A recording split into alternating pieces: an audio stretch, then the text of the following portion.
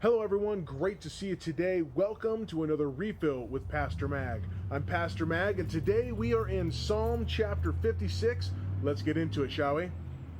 Be gracious to me, O God, for man tramples on me all day long. An attacker oppresses me. My enemies trample me all day long. For many attack me proudly. When I am afraid, I put my trust in you. In God, whose word I praise, in God I trust. I shall not be afraid. What can flesh do to me? All day long they injure my cause. All their thoughts are against me for evil. They stir up strife. They lurk. They watch my steps. As they have waited for my life, as crime for their crime will they escape? In wrath cast down the peoples, O God. You have kept count of my tossings. Put my tears in your bottle. Are they not in your book?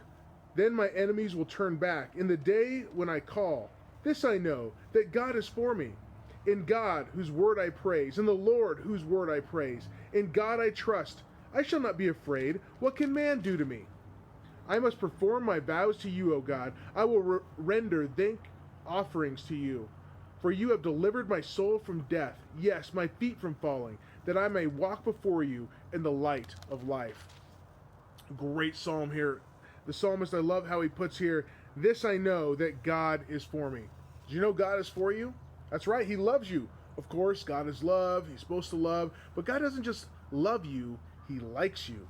That's a huge deal. God doesn't have to like you, but God likes you.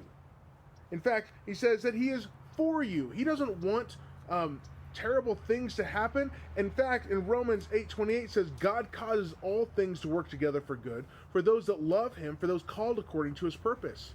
If you love Jesus, God is working all things for your betterment, even if it doesn't feel like it at the time. We need to remember that God is for us. And then we need to remember here in verse 4, in God, whose word I praise, in God I trust, I shall not be afraid. What can flesh do to me? Ultimately, our earthly bodies are going to die. You know, there's lots of ways for it to happen. I remember growing up, everything caused cancer. Right now, everything causes COVID. It's just one of those things. We are going to die. And yet, we do not have to be afraid of humanity coming against us because God is for us. So what do? Well, first of all, we don't be afraid. The second thing is we live for God. In verse 12, I must perform my vows to you, O God. I will render thank offerings to you. And then in verse 13, it says, so we do those things because you, talking to God, you have rendered my soul from death, yes, my feet from falling. Why does God do that?